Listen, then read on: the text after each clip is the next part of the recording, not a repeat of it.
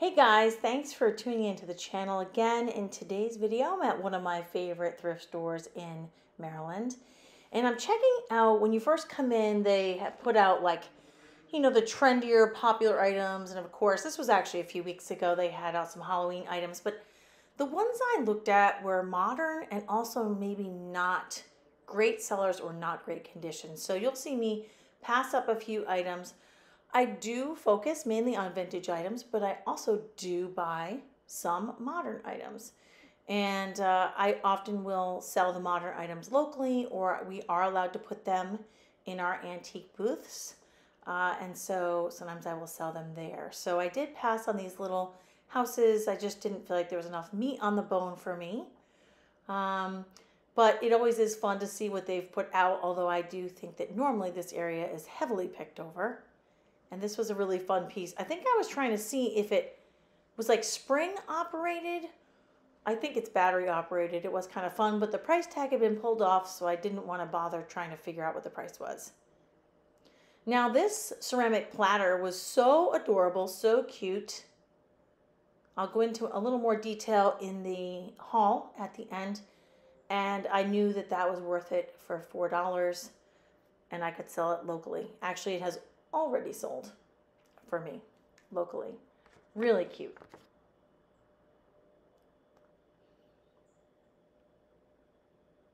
And I liked this one a lot too. But for $8, I was not as interested. Although looking back now, I must have been very discerning on that day because that is super cute and I kind of wish I had bought it. Hard to stack in your cabinets though. That's how I talk myself out of extra platters.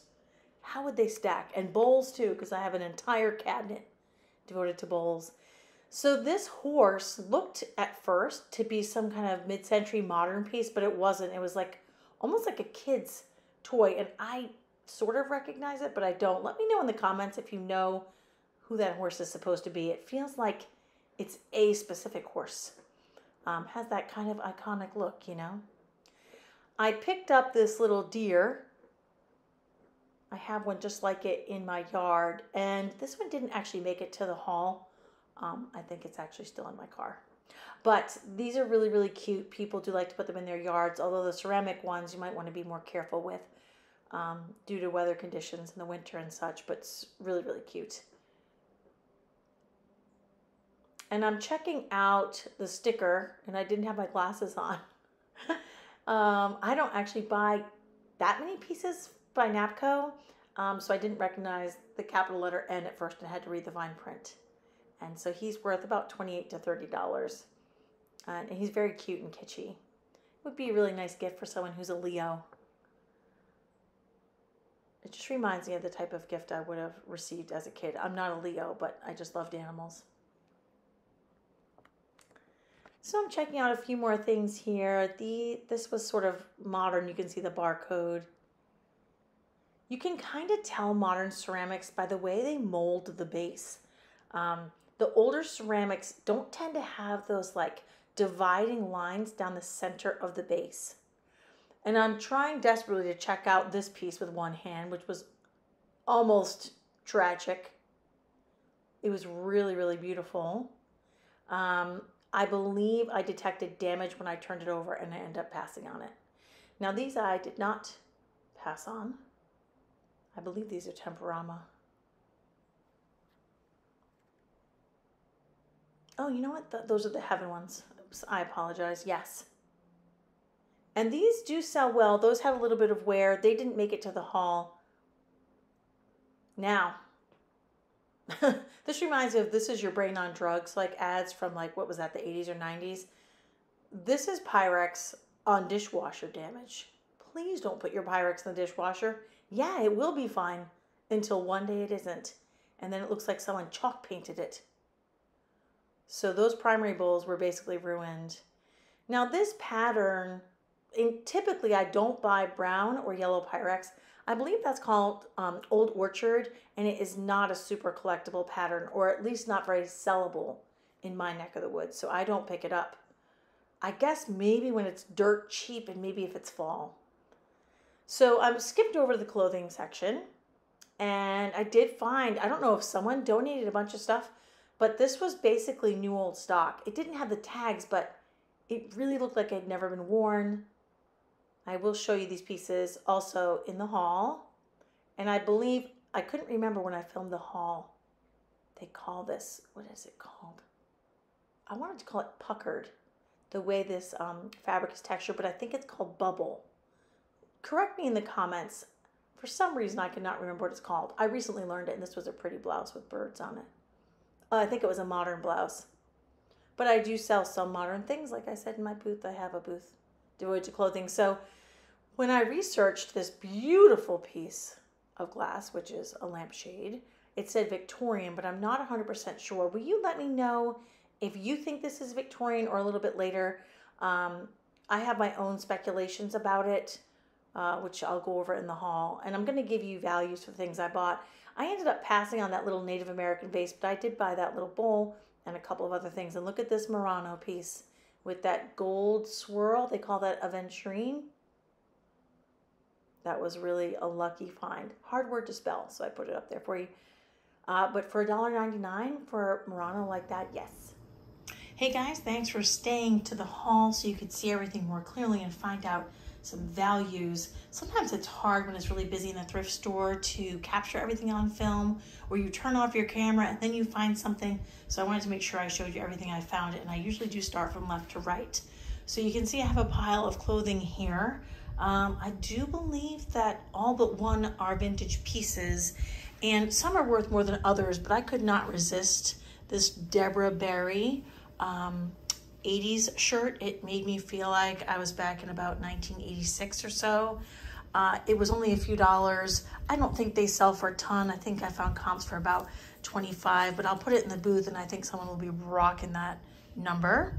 And it's in really good condition overall. I don't think it was worn much.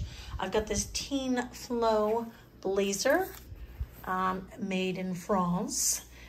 This is a really nice piece, structured, kind of that Y2K trend that we're seeing, so that's cool.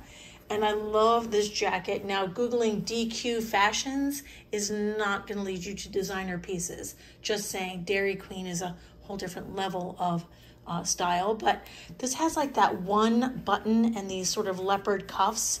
It's got shoulder pads. I'm gonna get it dry cleaned. I might keep this. It kind of made me feel like I was hanging out with the Soches, maybe around the 16 Candles era, with the rolled cuffs and everything. So that these jackets are probably about, I'm gonna guess about 25 for each of those three pieces. Some of these comps were pretty hard to find. I think this company, Dami or Dami, I'm not sure how to pronounce it. Sorry, I'm having trouble finding the tag, is still in business in New York, but I'm not sure. This is sort of like that, what do they call this? Like a bubble top. It's almost like that very pleated, kind of bizarre texture, but I may keep this because it has this really nice fit flare kind of thing going on. It's like long and flares out of the hips with these really adorable pockets. I do think this one's vintage, but that's based on the pattern, the pockets, and also this, I forget what this texture is called. Leave me a comment if you remember what that's called. Again, I think that's probably about a $25 piece, but there was at least one of these. It might have been that one. Let me check. Yeah, the Dame, D-A-M-E-E pieces might be a little bit more like 40. And I love this skirt. I don't know if you watch B. Jones Style, but I saw this and it made me think of her and how she finds the most amazing pieces, and I think I'll never find anything like that. Now, I'm not sure if you know that black and red are the colors of the season, but with this knit striped sort of maxi skirt for $5, what the people pricing maybe didn't realize is that even though the tag at the waistband was cut out, I can't find it, but the interior tag was still in there that told me that this was Modelia. So that's a decent name. Modelia pieces could be up to $60. So that ends the clothing portion. Sorry, it's a little bit messy. I'm trying to go quickly and spread everything out so I can be ready for you guys. So I've got this Halloween plate. This is a modern, a contemporary piece. The name on the back is Bloom, and Bethany Lowe, I believe, is the designer. And I don't often pick up modern pieces, but for Halloween, I cannot imagine having a better plate in better condition to put like your creepy cupcakes on. I think I paid about $5, and online these sell for $45. I'll probably sell it locally. I just noticed, nope, that's from the price tag. I'll probably sell it locally rather than try to ship it, since I sell vintage only online. Plus it's a big piece and I do free shipping, so I don't really want to pay that. But I think that will sell locally really well, either in the booth or to one of my buyers locally. I bought this beaded bag. I think this is vintage based on my research, but it's in such good shape that I'm really not sure. Let me know. It's Estee and Lily. And you know, I thought it was Esther and Lily, and that might be why I had trouble finding it. So it could be a modern piece, but I think it will still sell well. It's really cute. It has like this multicolored floral motif. So even if I have to wait till the holiday season or prom season for that to sell, that's okay with me. That's probably at least a $25 piece. The next thing we have, and you know what, I forgot to put him in my notes, but is this Napco or Napco Wear Lion Bank, and he's super kitschy and cute. He's got his stopper. I paid $4. I think he'll probably sell, if I decide to sell him online, he might sell for 28 to 30. And if I sell him in the booth, he'll probably sell closer to 20, but a nice little flip. Another modern piece. I just think crafts like this are so cool. These are pages from magazines made into a basket. This will probably go in my booth. I just think that would be adorable as a catch-all console bowl anywhere. And I think it'll bring 20 locally. Although if you bought these online, I think they were like 35. So that's not too bad. I couldn't resist buying this wallet. It's in perfect condition. In fact, it still has the foam inside, so no one ever used it. I think it's cool. This style was really in when I was young. I'm not sure it's as in now, but I just think this is really cool and supports, you know, women of color who have really like made a huge difference. You know, you've got Naomi Campbell and Michelle Obama on here and some other folks. So I loved it. Brand new condition. I did pay more than what this price tag says. I paid $6, but I think it will sell locally for more than that, maybe like 15 to 20.